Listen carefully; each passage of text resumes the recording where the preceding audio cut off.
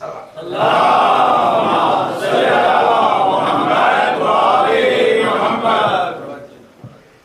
سے پہلے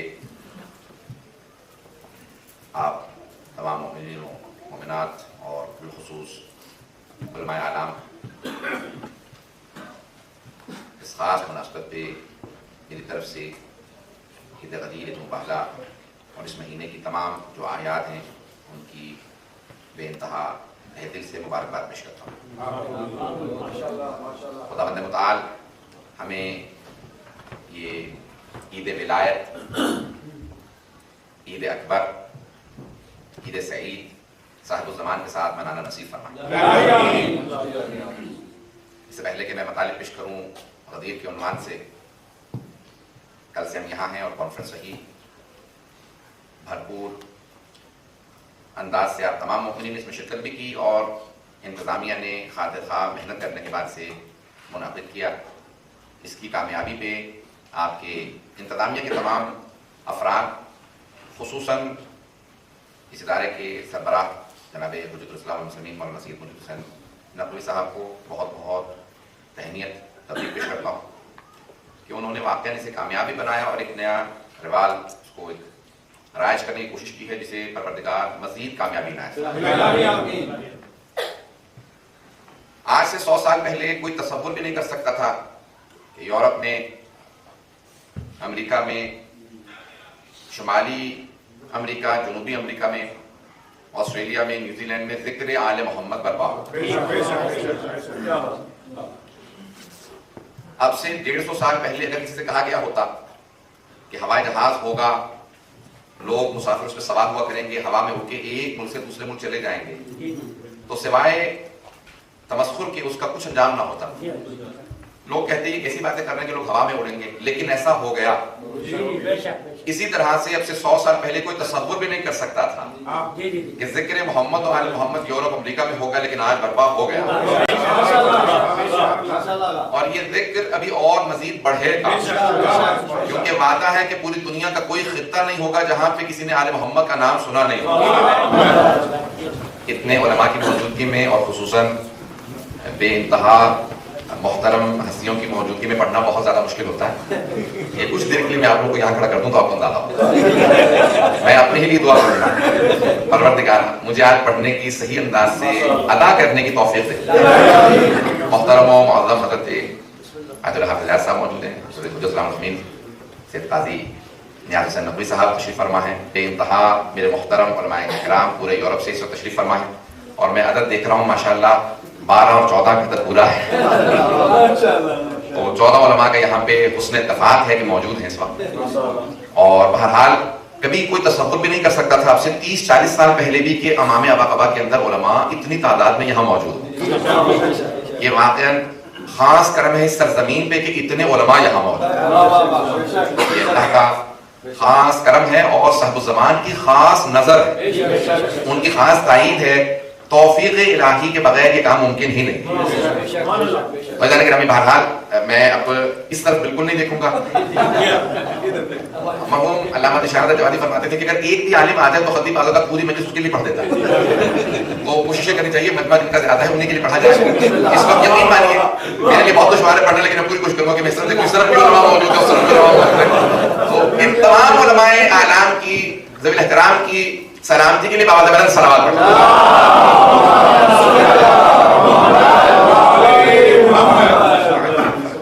بہرحال کیونکہ ہمارے بہت سے نوجوانوں کا اندازہ نہیں ہوگا، یہاں پہ بہت بڑے بڑے خاندانوں کے چشم چراغ ہیں جن کی خدمات بہت زیادہ ہیں، اور ان کی خدمات کو کبھی بھی سرزمین پاکستان فراموش نہیں کر سکتے کہ پروردگار انہوں کی توفیقات عطا فرمائے، ان کا ساتھ ہمارے سر بقائے بتائیں۔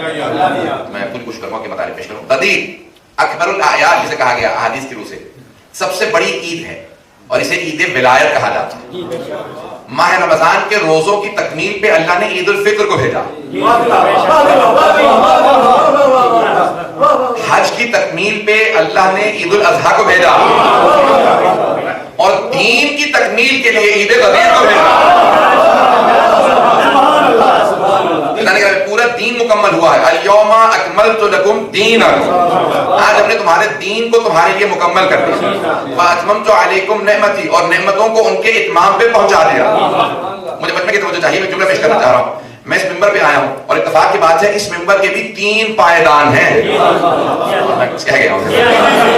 تو پائیدان 3 ہیں اور چوتھے نشست کے اوپر اس وقت آپ کے سامنے غدیر کو پیش کر رہا ہوں.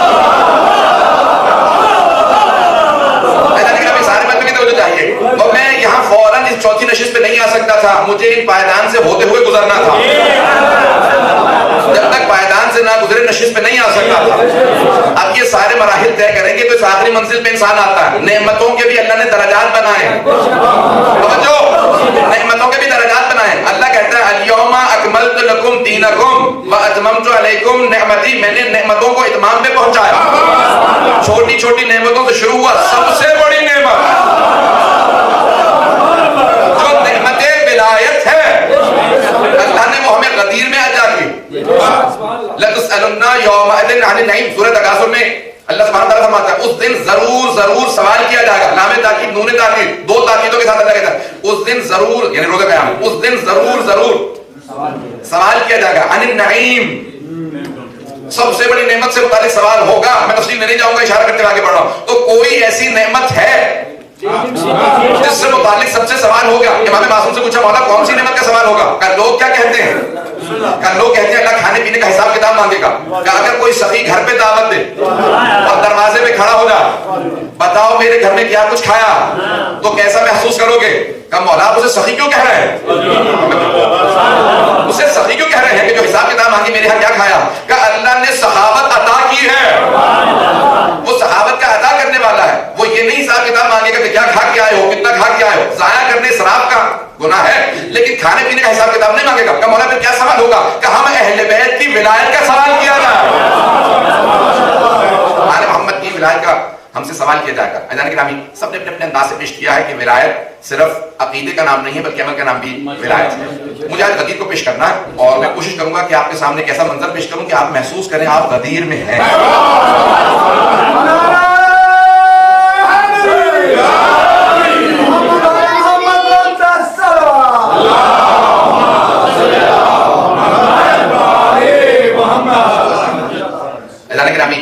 یا ایھا الرسول بلغ ما انزل الیک من ربک فإن لم تفعل فما بلغت رسالتہ. بہت ہی کمال کی بات ہے کہ یہ جتنی آیات حدیث سے متعلق ہیں یہ ساری 5ویں سورے میں. اب اللہ نے انہیں 5ویں سورے میں بھیجا اور اس سورہ کے اندر کہتا ہے یا ایھا الرسول ہے میرے پیارے رسول بلغ ما انزل الیک من ربک. جو کچھ آپ پہ اللہ کی طرف سے نازل کیا گیا ہے اس کی تبلیغ کر دیجیے اسے پہنچا دیجیے. فإن لم تفعل فما بلغت رسالتہ. اگر آپ نے یہ کام نہ پہنچایا تو کار رسالت سے انجام نہیں ہوا. مجھے اس بات پہ توجہ دلانی ہے. اس بات اگر ممبروں سے جملہ کہہ دیا جاتا ہے جس سے میرا اتفاق نہیں ہے کہ اگر رسول خدا یہ کام نہ کرتے تو انہوں نے معاذ اللہ کچھ نہیں کیا تھا. اللہ کی طرف سے ڈانٹ نہیں ہے. یا ایھا الرسول ہے میرے پیارے رسول محبوب ترین رسول اللہ کے رسول خدا ہیں. تو اللہ یہاں ڈانٹ نہیں رہا بلکہ دنیا کو سمجھا رہا ہے یہ سارے کے سارے میرے رسول کے کام ہیچ ہو جاتے ختم ہو جاتے اگر سارا دین پہنچانے کے بعد یہ دین علی کے ہاتھوں میں نہ دیا جاتا.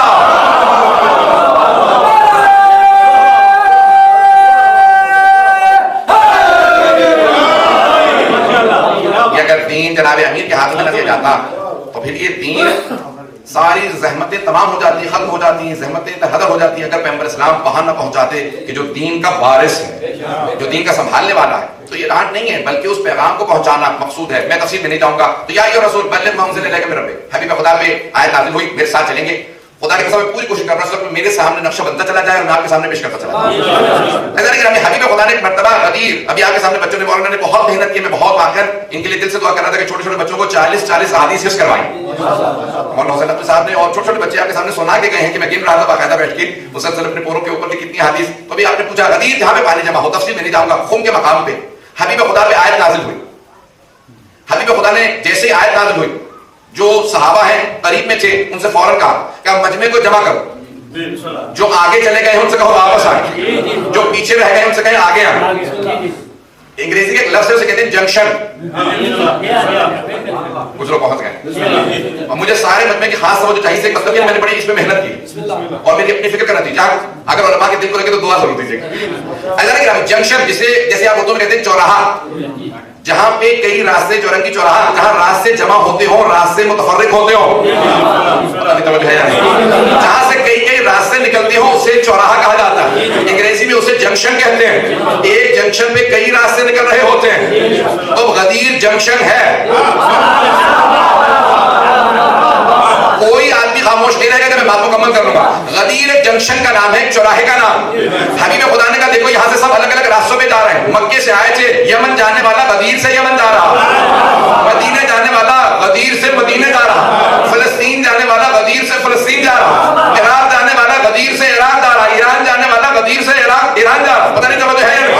تو غدیر چوراہا تھا جہاں سے راستے نکل رہے تھے۔ عزیزان گرامی، اس زمانے میں چوراہا تھا جہاں سے راستے نکلتے تھے، اور آج عقیدوں کا چوراہا ہے، عقیدوں کا جنکشن ہے۔ مجھے کی توجہ، میں پورا خون جگر دے رہا ہوں، سارے بندے کی توجہ چاہیے، خون جگر پیش کر رہا ہوں۔ عزیزان گرامی، عقیدوں کے جنکشن کا نام، عقیدوں کے چوراہے کا نام غدیر ہے۔ جہاں سے عقیدے پلٹ جاتے ہیں وہ غدیر ہے۔ پیغمبر فرما رہے تھے جو آگے چلے گئے واپس آئے، جو پیچھے رہ گئے وہ آگے آئے، سب غدیر پہ جمع ہو جائیں۔ عقیدے کا چوراہا غدیر ہے، جو غدیر سے آگے گیا اور اس نے کہا علی اللہ ہے، واپس آئے۔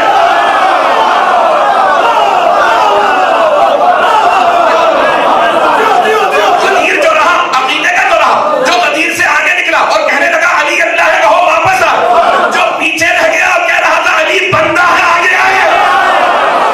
نہ علی اللہ ہے نہ علی بندہ ہے، علی مولا ہے۔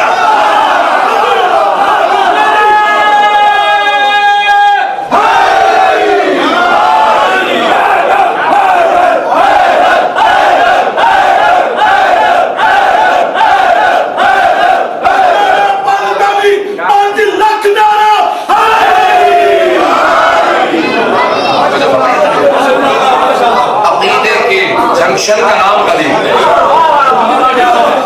یہاں ولایت کا فیصلہ ہونا کہ ہمیشہ جو بھی علی کو اللہ کہے گا کہو واپس آ جائے، اور جو علی کو بندہ کہے گا اس سے کہو آگے آ جائے۔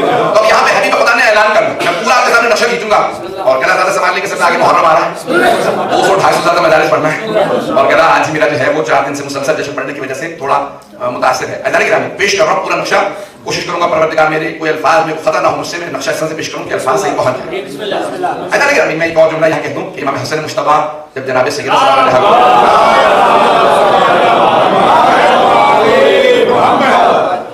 ہر روز احادیث نبوی اپنے نانا کی حدیث سنایا کرتے تھے، تو جناب سیدہ جناب امی سے کہتی تھی کہ ہمارا بیٹا حسن 3 برس کے سن میں بڑی فصاحت کے ساتھ نانا کی حدیث کو بیان کرتا ہے۔ مولا نے کہا میں سننا چاہتا ہوں اپنے بیٹے کو، تو جلدی آیا اور آنے کے بعد دروازے کے پیچھے چھپ رہے، اور جناب امام حسن مجتبیٰ جیسے ہی انہوں نے حدیث کو بیان کرنا شروع کیا، اب علماء کی موجودگی میں جسارت کر رہا ہوں، تو امام حسن مجتبیٰ کی زبان میں لکنت سی آنے لگی، تو فوراً کہا کہ مادر گرامی لگتا ہے مجھ سے کوئی زیادہ باعظمت موجود ہے، مجھ سے کوئی زیادہ باعظمت موجود ہے، کیونکہ میری زبان میں لکنت آ رہی ہے۔ فوراً جناب امیر باہر آئے، امام حسن نے مجتبیٰ کو گود میں لیا، آغوش میں لے کے اتنا چوما، اتنے بوسے دیے، کہا بیٹا وہی عصمت جو اللہ نے ہمیں عطا کی ہے آپ میں پوری موجود ہے۔ میں اپنے سادہ سے الفاظ کے اندر الفاظ پر بدل کر بالکل کوشش کروں گا تاریخ کا پورا نقشہ پیش کروں۔ عزیزان گرامی، غدیر آپ کی آنکھوں کے سامنے موجود ہو، ابھی آپ محسوس کر رہے ہوں گے کہ آپ میدان غدیر میں نقشہ بدلتا چلا جائے گا۔ حبیب خدا نے صحابہ سے کہا یہاں پہ ممبر لگایا جائے، مجھے اعلان کرنا۔ اب میرے سامنے اس وقت 150-200 افراد زیادہ موجود تو نہیں ہوں گے، عزیزان گرامی تو کتنا بڑا ممبر ہے، ممبر کے 3 پائیدان ہیں، تو 200-250 افراد کے لیے میرے لیے ممبر کافی ہے، لیکن اگر یہی 2-3 ہزار کا مجمع ہو تو پھر مجھے بلندر ممبر کی ضرورت ہے، اور اگر 10-15 ہزار کا مجمع ہو تو ممبر اور زیادہ بلند ہونا، اور اگر 1 لاکھ سے زیادہ کا مجمع ہو، بھائی ایک تو مجمع زیادہ تھا اس لیے بھی پیغمبر فرما رہے تھے ممبر اونچا ہونا چاہیے، اور دوسرے ذکر بھی کسی علی کا تھا۔ حبیب خدا نے کہا میرے لیے ممبر بنایا جائے۔ پیغمبر اسلام کبھی بھی یہ نہیں کہا کرتے تھے کہ میں چاہتا ہوں کہ دیکھا جاؤ، لوگ مجھے دیکھیں، لیکن آج ممبر بار بار تاکید کر رہا ہے اتنا اونچا ممبر بنا جتنا مجمع ہے یہ سارا دیکھے، کیونکہ آج سنانا کافی نہیں ہے، دکھانا ضروری ہے، آج دکھانا بہت ضروری ہے۔ غدیر ہے نا، تو تمام کے تمام صحابہ تیاری کرنے لگے، کہا یا رسول اللہ اتنے لوگوں کو جمع کرنا بلانا آسان نہیں ہوگا، تو کیسے بلایا جائے؟ دیکھیں مائکرو فون نہیں ہے، لاؤڈ سپیکر نہیں ہے اس زمانے میں، کیسے جمع کرنا ہوگا؟ تو میں بعض کتابوں میں دیکھ رہا تھا کہ حبیب خدا کی ایک صحابی ہیں، آپ نے بہت بلند آواز، کچھ لوگوں کی نیچرلی آواز بلند ہوتی، جیسے میری آواز بھی کچھ بلند ہے، اس کی آواز بہت زیادہ گرج برس والی ہوتی ہے بہت. اور حتیٰ سائنس نے ثابت کیا، تاریخ نے ثابت کیا کہ یورپ میں بھی روم کی تاریخ اٹھا کے دیکھے تو بعض اوقات جب بادشاہ بولتا تھا تو ایک آدمی الفاظ دہراتا تھا کیونکہ مجمع بادشاہ کو نہیں سن پاتا تھا. ایک اونچی آواز والا آدمی الفاظ دہراتا تھا. تو حبیب خدا کے صحابی ہیں، ان کی آواز بہت بلند تھی، کہا کہ سامنے اس ٹیلے پہ کھڑے ہو جاؤ، الفاظ کو دہرانا. جب وہ جا کے کھڑے ہوئے تو کہا میری آواز آ رہی ہے؟ کہا یا رسول اللہ بالکل صاف اور واضح. حبیب خدا جب کلام کرتے تھے تو الفاظ کو گنا جا سکتا تھا، اتنے آرام سے کلام کرتے تھے. اور ایک مرتبہ صحابی نے کہا کہ ہاں مجھے آواز آ رہی ہے، جو کہوں الفاظ دہراتے رہنا. مجمع کو جمع کرنے کے لیے اذان دی گئی. کچھ لوگوں نے کہا ارے فجر کی نماز پڑھ کے چلے تھے، ظہر کا وقت ہوا نہیں، یہ اذان کیسی ہے؟ کہا لگتا ہے حبیب خدا دوبارہ بلا رہے ہیں، کوئی ضروری کام ہے. یہ وہیں سے سلسلہ شروع ہوا، جب کوئی ضروری کام ہو تو اذان کے ذریعے جمع کیا جائے. تو ایک مرتبہ حبیب خدا نے جناب بزرگ سے، جناب سلمان سے کہا کہ اذان. اب ایک مرتبہ مجمع جمع ہونے لگا. جب تجمع ہوا غدیر کے میدان، سب جمع ہونے لگے صحابہ. یا رسول اللہ کوئی ضروری کام ہے؟ کہا ہاں بہت ضروری کام ہے. کتنا ضروری کام ہے؟ دن کی تپش ہے، مکے کی گرمی، حجاز کا موسم، لوگوں نے سر منڈا رکھے ہیں. تو حبیب خدا نے کہا میں جانتا ہوں لیکن کام بہت ضروری ہے، توجہ ہو. ایک مرتبہ سب سے کہا کہ بھئی پالانوں کا ممبر بنایا جائے، ذہنوں میں ہے. عزیزان گرامی گھوڑے کی پشت پہ زین رکھی جاتی اور اونٹ کی پشت پہ پالان رکھے جاتے. اونٹ کی پشت پہ کوہان ہوتا ہے، کوہان پہ لکڑی کا پالان رکھا جاتا ہے جو قد میں بلند ہوتا ہے.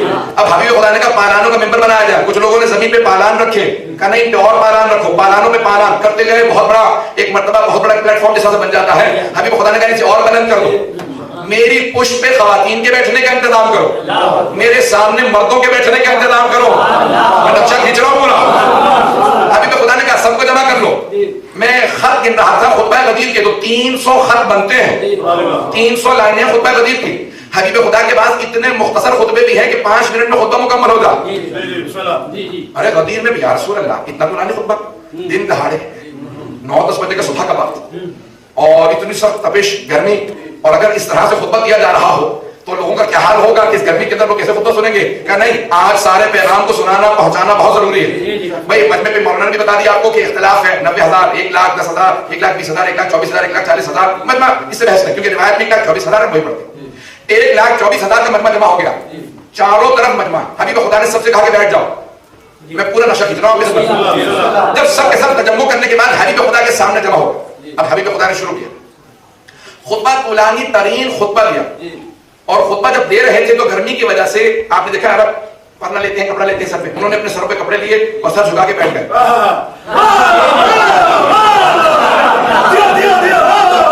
اس کا میں تفصیل میں نہیں جاؤں گا. سروں پہ کپڑے لیے اور سر جھکا کے بیٹھ گئے. کچھ لوگ ویسے دیکھنا نہیں چاہ رہے تھے، کچھ کو شکوہ یہ تھا گرمی بہت زیادہ، کچھ لوگ بہت دور تھے کہ مجھے نظر نہیں آ رہا سامنے کیا ہو رہا. کس نے کہا مجھے آواز نہیں آ رہی. ایک صاحب نے کہا روشنی بہت زیادہ، مجھے نہیں معلوم سورج کی روشنی زیادہ تھی یا محمد و علی کے چہروں کا نور زیادہ تھا. اب ایک مرتبہ میں نے آپ کے سامنے سادہ سا خاکہ کھینچا. جب سب جمع ہو گئے، اب حبیب خدا نے خطبہ جب شروع کیا تو حمد باری تعالیٰ سے خطبے کو شروع کیا. یہ تمام تاریخ توحید کو پورا بیان کیا. اس کے بعد ایک مرتبہ تفصیل سے بیان کرنے کے بعد کہا اے لوگوں کیا گواہی دیتے ہو کہ میں نے اللہ کے پیغام کو تم تک پہنچا دیا؟ تو صحابہ کا مجمع ہے، سب نے کہا ہم گواہی دیتے ہیں کہ آپ نے بہترین انداز سے رسالت کو پہنچایا. حبیب خدا نے فوراً ہاتھوں کو بلند کر کے کہا اللہم اشہد پروردگارا گواہ رہنا ان میں سے کوئی شکایت نہیں کر سکتا میں نے پیغام نہیں پہنچایا. روک کے ایک بات کہوں گا، آج بہت سے لوگوں نے غدیر کے خلاف قلم اٹھائے اور وہ کہتے ہیں کہ حبیب خدا نے صاف اور شفاف الفاظ میں اعلان خلافت و ولایت نہیں کیا. وہ اعتراض میں یہ لکھتے ہیں اور اپنے آپ کا دعویٰ یہ کرتے ہیں صحابہ کے ماننے والے. وہ کہتے ہیں پیغمبر نے غدیر میں اعلان خلافت و ولایت کھل کے نہیں کیا، پیغمبر نے سارے صحابہ سے گواہی لی. کیا میں نے رسالت کو پہنچا دیا؟ سب نے کہا ہم گواہی دیتے ہیں. آپ سے بہتر کوئی رسالت پہنچا نہیں سکتا تھا. جب سب سے گواہی لے لی تو کہا اللہم اشہد پروردگارا گواہ رہنا. میں ابھی واضح کرنا چاہوں گا، یہ شبہہ ذہن میں رکھیے گا، میں اس کا جواب دینا چاہتا ہوں. ذہن میں شبہہ ہے، میں بھی جواب نہیں دے رہا، جواب دوں گا. حبیب خدا نے ایک مرتبہ سارے مجمع کے درمیان طولانی ترین خطبے میں تفصیل سے بتایا، میں نے دین کو پہنچایا، قرآن کو پہنچایا، یہ فروعات پہنچائے، نماز سب کے احکام ایک مرتبہ دہرایا، کہا علامہ شیخ، اور اس خطبے میں کم از کم 3 مرتبہ 12ویں امام کا نام لے کے بتایا. میرے 12 مسیح ہوں گے، اولہم علی وآخرہم مہدی. میرے 12 مسیح ہوں گے، پہلے کا نام علی ہے، آخری کا نام مہدی. میں پورا ہونے ذکر دے رہا ہوں. جب حبیب خدا نے سارے مجمع کے سامنے اعلان شروع کیا، ایک اعتراض یہ ہوتا ہے کہ مجمع بہت زیادہ تھا، آواز نہیں گئی ہوگی، جبکہ میں جواب دے چکا ہوں. صحابی سے کہا الفاظ دہراتے رہے. مجھے تعجب ہے مسلمانوں کو سننے میں آئے، تو جب حبیب خدا اپنے چچا کے کان میں کہیں،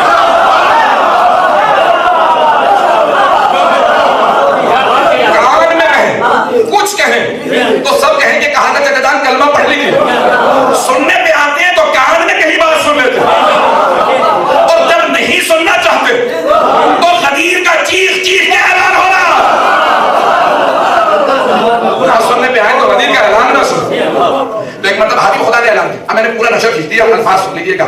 ایک مرتبہ سارے صحابہ کے سامنے حبیب خدا نے کہا الستو اولی بکم من انفسکم. کون کہتا ہے کہ لفظ مولا کیونکہ واضح نیچے استعمال نہیں کرنا چاہیے تھا، کیونکہ 17 معنی لکھے بعض علماء نے. میں کہتا ہوں نہیں، پیغمبر نے پہلے معانی بتائے، میں کس معنی میں استعمال کر رہا ہوں، پھر لفظ مولا استعمال کیا. نہیں بتا سکتا. الستو اولی بکم من انفسکم، کیا میں تمہارے نفسوں پہ تم سے زیادہ اختیار نہیں رکھتا؟ قالوا بلا، نام نہیں کہا، قالوا بلا، بے شک. یعنی پچھلے جو آپ نے کہا ہے وہ بالکل ویسا ہی جیسا آپ نے کہا، آپ ہمارے نفسوں پہ ہم سے زیادہ اختیار رکھتے ہیں. بھئی یہ قرآن کے اندر بھی آیا تھا النبی اولی بالمؤمنین من انفسہم، نبی مومنوں کے نفسوں پہ ان سے زیادہ اختیار رکھتے ہیں، یعنی اولی بالتصرف ہیں. میں اپنے نفس پہ بہت سے اختیارات نہیں رکھتا. آگ میں جانا چاہوں تو اپنے آپ کو جلا نہیں سکتا، اگر مر گیا تو خودکشی ہوگی. اپنے آپ کو چھت سے گرا نہیں سکتا، گر کے مر گیا تو خودکشی ہوگی. کسی سے لڑنے چلا جاؤں، جانتا ہوں کہ بہت طاقتور ہے، مجھے مار دے گا، ہاتھ میں ہتھیار بھی ہے، اگر لڑوں اور مارا جاؤں تو قتل ہو جاؤں گا. توجہ، مجھے اتنا اختیار نہیں کہ میں بے موت مارا جاؤں. لیکن اگر حبیب خدا کہہ دیں تو میرا مرنا رائے گا نہیں ہوگا، شہادت ہوگی. تو پیغمبر کو میرے نفس پہ مجھ سے زیادہ اختیار. بھائی اولا بھی تصرف ہے، اور پیغمبر نے صرف اعلان نہیں کیا کہ الستو اولی بکم من انفسکم. سید العلماء نے اس مقام پہ لکھا، جب غدیر خم کا ممبر بنا، پیغمبر اسلام ہمیشہ ممبر پہ اکیلے ہوا کرتے تھے، لیکن غدیر میں مزاج بدلا ہوا تھا. آج ایک مرتبہ ممبر پہ آنے کے بعد کہ سلمان علی کہاں ہیں؟ ممبر بہت بلند تھا، جناب امیر کا دایاں ہاتھ اپنے بائیں ہاتھ سے تھاما اور زمین سے اٹھا کے ساتھ بچھایا. نہیں ایسا نہیں ہوگا، نہیں آگے نہیں بڑھوں گا، میں پورا ہونے دے رہا ہوں. جتنی مانی تک زور لگانا نہیں چاہتا تھا، آرام سے بولنا چاہتا تھا. لیکن جب میں غدیر پڑھ رہا ہوتا ہوں، میں یہاں نہیں ہوتا، کبھی نجف میں ہوتا ہوں، کبھی غدیر میں. میں بہت سوچ رہا تھا کہ رسول خدا نے اپنے بائیں ہاتھ سے شیر خدا اس بڑھاپے میں سفید ریش کے ساتھ دایاں بازو پکڑ کے زمین سے اٹھا کے ساتھ بچھایا، تو میری نگاہوں میں میدان احد کا نقشہ کھینچنے لگا کہ وہاں کسی مربوط نے کہا تھا ماتا محمد مارے گئے، تو جناب امیر احد کے پہاڑ پہ چڑھے، پیغمبر کو ہاتھوں میں اٹھا کے کہا ہذا محمد رسول اللہ. میرا دل کہتا پیغمبر بھی کہہ رہے ہوں گے یا علی، احد میں آپ نے میری رسالت کے دوران عرض کروایا تھا، آج میں آپ کی ولایت کے دوران.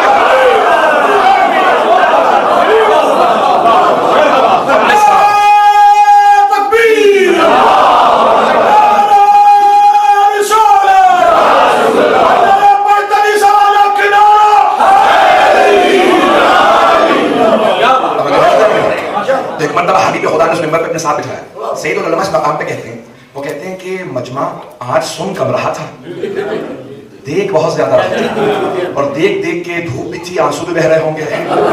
کچھ کو پتہ نہیں کہاں کہاں رونے کی عادت چھوڑی ہے، اپنے بزرگوں کے رونے کی تعریف کرتے ہیں، اگر ہم روئیں تو اسے کہتے ہیں بدعت ہے. اپنے سید العلماء کہتے ہیں کہ ایک مرتبہ حبیب خدا نے ساتھ میں جناب امیر کو بٹھا کہا آج پہلی دفعہ تھا کہ یہ ممبر پہ 2 افراد ساتھ ساتھ بیٹھے تھے. سید العلماء کہتے ہیں کہ سب جب دیکھ رہے تھے، پیغمبر کی بات سنتے تھے، علی کو دیکھتے، پیغمبر کی بات سنتے علی کو دیکھتے کہ آج اور آپس میں چینی گوئیاں شروع ہو گئے. معاملہ کیا ہے آج؟ کیا بات ہے کہ ساتھ میں علی بیٹھے کہ آج کچھ ہونے والا ہے. کچھ پہلے سے تیار تھے. حبیب خدا نے ایک مرتبہ تعارف کرا اور سب سے پوچھا الستو اولی بکم من انفسکم، کیا میں تمہارے نفسوں پہ تم سے زیادہ اختیار نہیں رکھتا؟ سب نے کہا قالوا بلا، بے شک یا رسول اللہ آپ ہمارے نفسوں پہ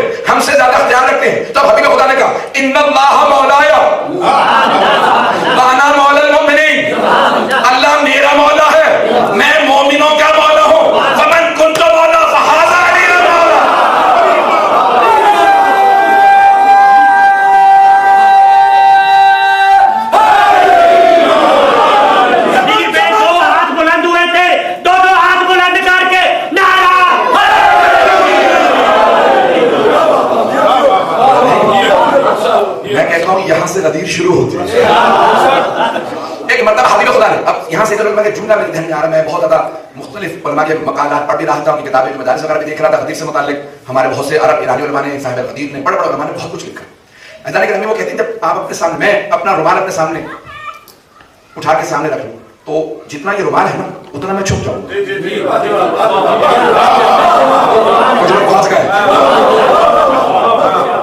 اگر میں مثال کے طور پہ اپنے بچے کو لے آؤں اور اپنے بچے کو لے آپ کے سامنے ہاتھوں پہ اٹھا کے پیش کروں تو بچہ جتنا اس کا قد ہے اتنا میں چھپ جاؤں گا, لیکن آپ کو پتہ چلتا ہے کہ پیچھے کوئی اور بزرگ ہے, توجہ ہو, کچھ لوگ پہنچ گئے. اب سید اللہ اس مقام میں کہتے ہیں جتنا قد ہوگا نا اس حساب سے اتنا انسان چھپ جائے, اور اگر ویسا ہی کوئی آدمی, میں جتنا میرا قد ہے اسی ممبر کے سامنے کو میرے سامنے کھڑا ہوگا تو میں پوری طرح سے چھپ جاؤں گا. سید اللہ کہتے ہیں حبیب خدا نے ایک مرتبہ جب کہا نا من کن تو مولا, تو دونوں ہاتھوں سے جناب امیر کو سامنے لیا, چھپ گئے تھے, علی سامنے تھے, پیغام یہ دے رہے تھے ایک نور پردے میں جا رہا ہے.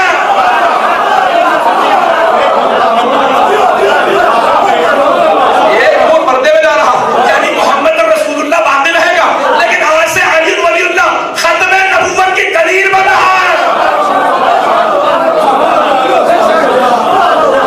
اب پیغمبر نے بار بار مجمع کو دکھا کے اعلان کیا. اب سب کے سب سوال کرنے لگے کہ کون سے علی؟ وہی علی جو تم سمجھے ہو. اور میں کہتا ہوں کہ کوئی نہیں سمجھا تو جو بزرگ سب سے پہلے بولے تھے, بخین بخین لگا یمنا بیٹا, انہیں سے پوچھ رہے کون سے علی؟ اے ابو طالب کے بیٹے مبارک ہو, آپ کو مبارک ہو, آج اصبحت مولا یا مولا کل مومن و مومنہ, آج آپ میرے اور ہر مومن مرد و عورت کے مولا بن گئے. اگر ابھی بھی معلوم نہ ہو کہ مولا کے معنی کیا ہے تو پھر انہیں سے پوچھ رہے کہ وہ کیا سمجھے تھے. میں پیش کر رہا ہوں, جیسے ہی مبارکباد پیش کی, ایک بہت بڑے ایران کے عالم دین ہے, وہ کہتے ہیں صحابہ نے فوراً ایک بات کہی, بخیر بخیر کے بعد کہا یا رسول اللہ اجازت ہے ہم جائیں؟ میں نے کوشش کی ویسے ہی کہا یا رسول اللہ اجازت ہے ہم جائیں؟ کہا نہیں کوئی نہیں جا سکتا. کہا آپ نے جو اعلان کرنا تھا کر دیا, اب ضد کس بات کی, ہم کیوں نہیں جا سکتے؟ کہا جب تک سب علی کے ہاتھ میں بیعت نہیں کر لیں گے تب تک کوئی نہیں جا سکتا. شفاف انداز سے اعلان نہیں کیا, بیعت لے کے بتایا. یہ مولا دوست کے معنی میں نہیں ہے, مولا اولا بالتصرف کے معنی میں ہے. اب یہاں پہ سوال کیا, مجھے سارا مجمع کی توجہ چاہیے اس وقت. تو ایک مرتبہ کہا کہ یا رسول اللہ اتنا مجمع جب تک بیعت کرے گا بہت وقت گزر جائے گا. کہ مجھے پرواہ نہیں, جب تک کہ سب بیعت نہ کر لیں تب تک کوئی نہیں جا سکتا. کہ یا رسول اللہ اتنے افراد کا کھلانے پلانے کی ذمہ داری کس کی ہوگی؟ کہا میری. اب سمجھ میں آیا, غدیر پہ کھلانا پلانا سنت نبوی ہے. کیا سب کو میں کہا یا رسول اللہ اتنا کھانے کا اہتمام کہاں سے ہوگا؟ کہ میری اونٹنی کو نہر کرو. وہاں کوئی اعتراض کر سکتا ہے یا رسول اللہ ایک اونٹنی اتنا بڑا مجمع؟ تو میرا دل کہتا ہے حبیب خدا کہیں گے جانتے نہیں دعوت ذوالشیرہ میں میرے چچا ابو طالب نے ایک بزرگانہ سے ایک بھیڑ کے بچے سے ذبح کرنے کے بعد پورے قبیلے کو سیر کر دیا. اور جانتے ہیں خاندان والوں نے اعتراض کیا تھا, ابو طالب تم نے ہماری توہین کی ہے, ہم میں سے ایک ایک آدمی پورا پورا بکرا کھانے والے, تم نے ایک بھیڑ کے بچے کو ذبح کرنے کے بعد پورے خاندان کی دعوت کر دی. تو جناب ابو طالب نے مسکرا کے کہا تھا جتنا کھا سکتے ہو کھاؤ. کیوں؟ کیونکہ اس بزرگانہ کو میرے بھتیجے محمد کا ہاتھ مس ہو گیا, اب اس میں برکت ہی برکت ہے. کہ جب میرے چچا میرے نام سے قبیلے کو کھلا سکتے ہیں تو یہ میری اونٹنی ہے, سب کو کھلاؤ. علماء نے لکھا 3 دن تک بیعت ہوتی رہی, 3 دن تک حبیب خدا سب کے کھانے کے ذمہ دار. میں پیش کر رہا ہوں بڑی ذمہ داری سے کہ پانی کا اہتمام کا غدیر کا مقام ہے. کسی نے کہا یا رسول اللہ پانی کھا رہا ہے, میں اپنے الفاظ میں کہوں کہ کیا کہا ہوگا؟ میں کہوں گا حبیب خدا نے کہا ہوگا پانی کو میرے پاس لاؤ. جیسے ہی پانی کے قریب آئے پیغمبر نے اپنے لعاب دہن ڈالی اور کہا اب اس پانی کو دوبارہ پیو. تو صحابہ نے کہا یا رسول اللہ ابھی کھا رہا تھا, نہ جانے میٹھا کیسے ہو گیا. تو دوسرے نے کہا یہ پیغمبر کے لعاب دہن کا اثر. ارے جس کے لعاب دہن کا اثر ایسا ہوگا اس کے خون کا اثر کیسا ہوگا؟ نہ سینے میں دم ہے نہ گلے میں دم ہے. چل جملے پیش کر رہا ہوں. اب یہاں پہ پیغمبر صاحب سے کہا یا رسول اللہ بیعت سب سے پہلے کون کرے گا؟ اتنا بڑا مجمع ہے, انگریزی کا ایک محاورہ ہے لیڈیز فرسٹ. میں سمجھتا ہوں کہ انگریزوں نے یہ غدیر سے لیا. لیڈیز فرسٹ کیا کہا پیغمبر اسلام نے؟ کہا بیعت میرے گھر سے شروع ہو. پتہ نہیں میں عبداللہ پہنچا کہا بیعت میرے گھر سے شروع ہو. میری ازواج میرے بیعت کری. خیمہ نصبیہ گیا, حبیب خدا کے ازواج اور پورے خاندان نے بیعت شروع کی. مستورات نے پہلے بیعت کی. جس طرح سے فرما رہے تھے, میں نے مرحوم اللہ سید محمد حسین طہرانی کی امام شناسی پوری کتاب اس میں دیکھا تو انہوں نے یہی لکھا جس طرح سے مولانا نے بھی بچوں کو سکھایا کہ ایک ظرف آپ زمین پہ رکھا, جہاں جناب امیر بیٹھے وہاں سے خواتین آتی جاتی تھی, پانی میں ہاتھ رکھتی اور بیعت کرتی جاتی. السلام علیکم امیر المومنین. خواتین سے بیعت شروع ہوئی. میں نے دن میں جملہ کہا تھا, اسی کو دہرا رہا ہوں. مولانا کا دیکھو کچھ میرے تمہاری گردن پہ حق ہے اور کچھ تمہارے میرے پہ حق ہے. توجہ, حق یہ ہے, مولانا کا امام کا حق یہ ہے, معرفت حاصل کرو, اطاعت کرو, بیعت نہ توڑو. بیعت نہ توڑو. یہ ابھی غدیر کی بیعت ہو رہی ہے کہ جس نے بیعت کی ہے بیعت نہ توڑے. اگر کوئی بیعت نہیں توڑے گا تو میں اس کی شفاعت کروں گا, لیکن اگر کوئی بیعت توڑ دے تو مجھے اختیار ہے میں شفاعت نہ کروں. بیعت کیسے توڑی جاتی ہے؟ اگر کوئی جگ میں آ جائے, کوئی سازش کرے. اب سمجھ میں آیا پیغمبر نے کیوں کہا تھا میرے گھر سے بیعت شروع کرو.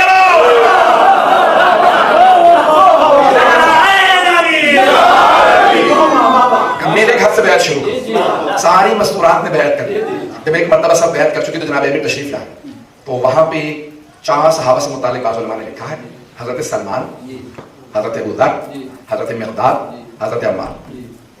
سمجھ میں آ گیا نا رسول خدا کی 4 یار پہنچ رہی ہے. اب یہ 4 جلیل القدر سب سے رسول خدا صلی اللہ علیہ وسلم کے سب سے جلیل القدر صحابہ, انہوں نے کہا بھائی اتنے مجمع نے بیعت کرنی ہے, اگر جناب امیر کھڑے رہیں گے اور سب سے بیعت لیں گے تو جناب امیر تو دھوپ میں کھڑے رہیں گے. تو انہوں نے جا کے خیمہ نصب کیا. توجہ ہو, خیمہ نصب کیا اور وہاں پہ فوراً کہا کہ جناب امیر اس کے سامنے کھڑے ہو کے بیعت لیں. جملہ پیش کر رہا ہوں اور اسی طرح تمام کر دوں گا. چند جملے مباحثہ سے متعلق پیش کروں گا. ہے وقت میرے پاس؟ مجھے مباحثہ کے متعلق چند جملے پیش کرنا. ایک مرتبہ بیعت شروع ہوئی. کچھ افراد مسلسل پریشان تھے, کیا کریں, کھانا پینا تو چل رہا ہے لیکن بیعت تو ہو گئے. وہ کہتے ہیں نا, وہ افراد جو کہتے ہیں اجماع سے ثابت ہو جاتی ہے خلافت. اجماع تو پہنچ رہے ہیں اس وظیفہ میں اجماع ہو جائے لوگوں کا سب کسی پہ. اگر اجماع سے خلافت ثابت ہوتی تو اتنا بڑا اجماع کسی پہ نہیں ہوا جتنا غدیر میں علی پہ ہوا. ایک مرتبہ سب نے بیعت شروع کی. جب بیعت کے لیے آ رہے تھے تو کچھ نے اعتراض کیا. یہ جملہ پیش کرو, اسی پہ تمام کروں گا. غدیر آج مکمل. چند جملے مباحثہ سے متعلق سنیں گے جملے کو, میں خبریں ذکر دے رہا ہوں. ایک مرتبہ صحابہ نے کسی نے دیکھا کہ جناب امیر کا ہاتھ ہتھیلی زمین کی طرف ہے. ظاہراً یہ بھی امام شناسی نے سید محمد حسین طہرانی نے لکھا ہے کسی اور کتاب میں, اس وقت حوالہ ذہن میں نہیں ہے. ایسا نہیں کہ خود دیکھا میں نے, بتا دیں کسی بزرگ سے سنا بھی ہے کہ جناب امیر کی ہتھیلی آسمان کی طرف نہیں تھی. جب بیعت, بس مجھے یہ خاموشی چاہیے تھی کہ تاکہ تھوڑی سی دیر آپ بھی سوچنے پہ مجبور ہو. ہتھیلی آسمان کی طرف نہیں تھی جب بیعت دے رہے تھے, ہتھیلی زمین کی طرف تھی اور سب آ رہے تھے, بیعت کرتے جاتے تھے, جا رہے تھے. جب کسی صحابی نے دیکھا, کہا دیکھا تم نے علی کی ہتھیلی آسمان کی طرف نہیں زمین کی طرف ہے. کہ میں نے غور نہیں کیا تھا, تم نے اچھا دیکھا, آؤ پیغمبر کو شکایت کریں. آئے حبیب خدا کی بارگاہ میں, کہا یا رسول اللہ ہم نے اپنی آنکھوں سے دیکھا علی جب بیعت لے رہے ہیں تو ہتھیلی آسمان کی طرف نہیں ہے زمین کی طرف ہے. کہ جب میں نے علی کی ولایت کا اعلان کر دیا, خبردار میرے پاس شکایت نہ لانا, سوال ہے اعتراض ہے تو علی سے پوچھو. کسی نے ہمت کی کہ علی آپ کی ہتھیلی آسمان کی طرف نہیں ہے زمین کی طرف ہے, پوچھ سکتے ہیں کیوں؟ کہ کیونکہ میں بیعت مانگ نہیں رہا, میں بیعت لے رہا.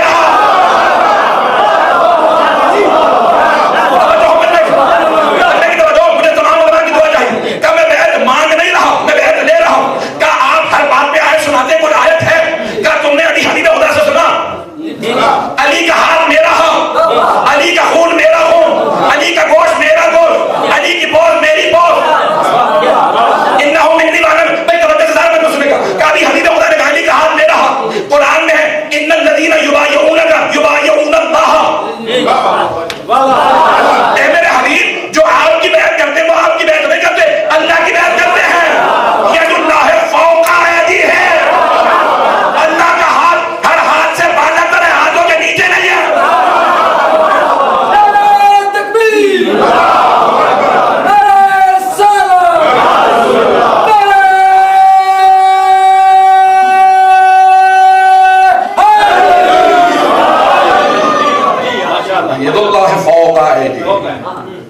اللہ کا ہاتھ ہر ہاتھ سے بالا تر ہے، قدرت خدا ہر قدرت سے بالا تر ہے.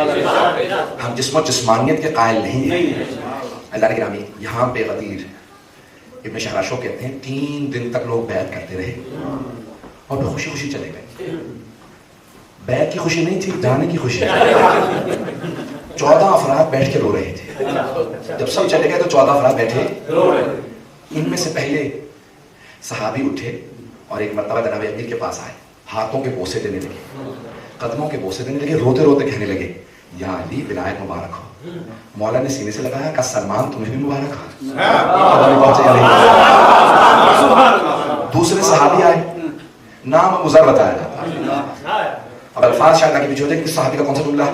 تو ایک مرتبہ جناب ابوذر نے کہا یا علی اب تک چھپ کے وار ہوتے تھے، اب کھل کے وار ہوں گے، ولایت مبارک ہو. جناب امیر نے گولی میں اٹھا کے سینے سے لگایا. پھر جناب مقداد کہا یہ وہ تھے جنہوں نے دل سے مانا تھا.